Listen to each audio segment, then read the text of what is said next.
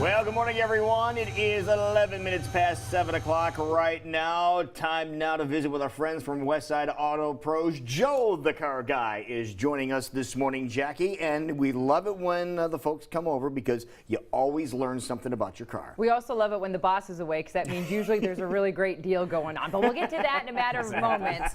Good morning, Joe. Thanks for joining us. All right, so we're going to talk about answering some questions that you've been hearing from your customers. Yeah, and they're somewhat simple, but there's also good information for people. Just, general things that they need to know about their vehicle. These are things you can bring up in conversation at coffee break today, That's right. For example, okay? That's for right. example, what are we talking about? For example, if you've ever had a rental car or driven someone else's car, you pull up to the gas pump, you get out, and inevitably you're on the wrong side for where the fuel door is. All the time.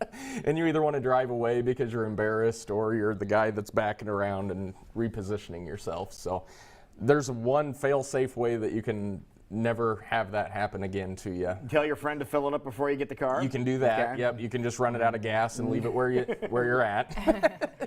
Or I believe we've got a photo for it. There is an arrow right next on the fuel gauge, and it's going to be pointing one direction or the other.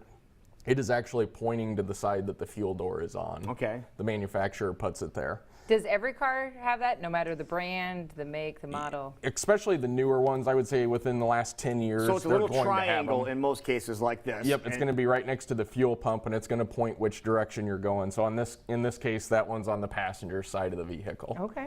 So one quick glance, and you can avoid the awkwardness of it being on the other side. Yeah, but it still happens because you might say, oh, there's the gas pump. It must mean it's on this side of the car. So you just, exactly. It does happen. Oh, yeah. Yep. Not saying to anybody in particular, but it does happen. I've done it. Okay. And speaking of gas, another one when you're at the pump, a lot of people want to know what grade or what octane do I use. We get a ton of those questions on a weekly basis. For most cars, it's 87 octane.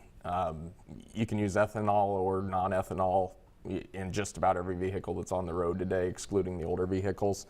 If it's a performance vehicle, a performance engine, or if there is or some of the imports, they're going to use the premium octane in 91.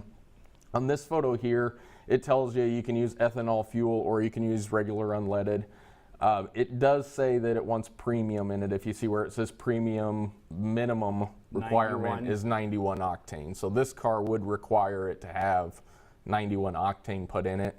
The manufacturer has it set up that way for a specific reason. So in this case, you would not want to put regular 87 octane in this car. It'll affect the performance. Most of the cases, if you have a car that does require the higher octane fuel, you're going to know it. Yeah, you're going to know it. It's not going to be something that you overlook. Yeah, exactly. You're not just going to walk out there today and be like, "Whoops, I was supposed to put premium in there." I mean, you're going to know that you should have had that. And those are mainly higher end cars. I was going to say, this but label. Where would we find that information? That label is actually on the fuel door. When you open it up, there's going to be a label there. Another thing is people ask, do I have an E85 vehicle?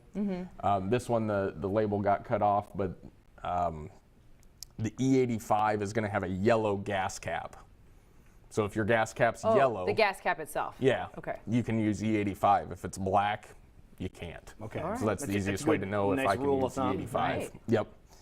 Another one, shifting gears, no pun intended there, I guess, but keys are another thing that are very, very expensive.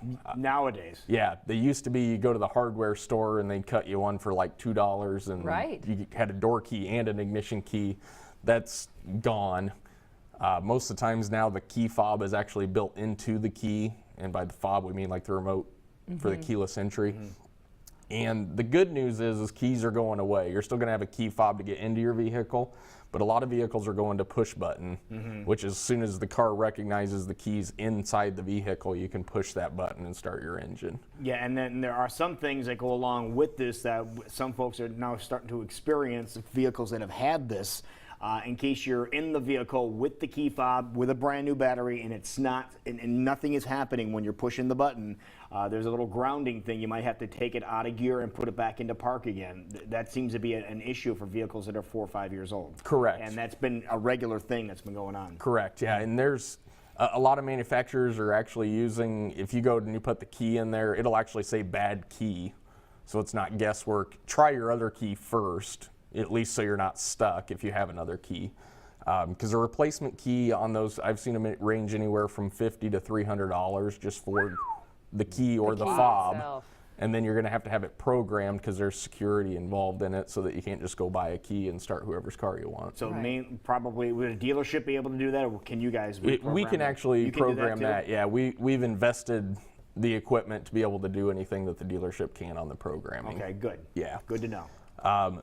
Lastly on it, the car is really a huge puzzle. There's about 30,000 parts on a car. Really? If you start to pull, if you take a screw off or a push pin, there's about 30,000 parts that are going to be on there, and there is nothing interchangeable to speak of. A Chevrolet is not going to use an Audi anything. Right. They're two separate things. So the fact that places can get parts either same day, the next day, or in a couple days is really a minor miracle anymore, because everything is so specifically individualized on vehicles. But you need to know where to go to get them. Exactly. Yeah. We get a lot of calls that people think there is one alternator that goes on a car. It doesn't matter what brand a car that you have, and there's different alternators for the same car depending on amps and different things. So there's a big array. Yeah, what edition vehicle you have, if you have an SE as opposed to an LE version of a car. Exactly. Yeah. Yep. So be prepared for a bit of a delay if something major like that does break down. Possibly, yeah. It depends. Common parts are going to be stocked. There's going to be brake pads and rotors available. There's stuff, along those lines. But there's enough technology in these cars now that, some parts are 4 and 5 days away. They're coming from a coast. We've ordered parts from Germany that have taken 2 weeks for European cars to get here. Right. But So- the bottom line is you can get them. Then. We can get them. We'll find them one way or the other. All right. Now, if anybody has any questions for Westside Auto Pros, what's the easiest way to send you a question? You can call us. You can email us at Joe at Westside Auto Pros will get you to me. Ron at Westside Auto Pros will get you to Ron. You can stop by if you're in the area. We're on Facebook and Twitter and probably other things that I don't realize that we're on. So again, take advantage of it. Yeah, you'll find us one And way you or want the to other. find him now because the boss is away, and Joe, you always treat us really nice That's when right. Ron's out of town. We've got the Ron is Gone special. Uh-oh. So schedule any service or repair this week that you need to have done and get $23 off your total bill. All If your right. bill's $23, you're getting out of there for nothing. Nice. Nice deal. Perfect. So they need to just say, hey, Joe sent me. That's right. Joe told me that I Ron's could come in gone. here. Give me the deal. Ask for the Ron is Gone. Wonderful. Good job, Joe, Thanks, the car guy. Joe.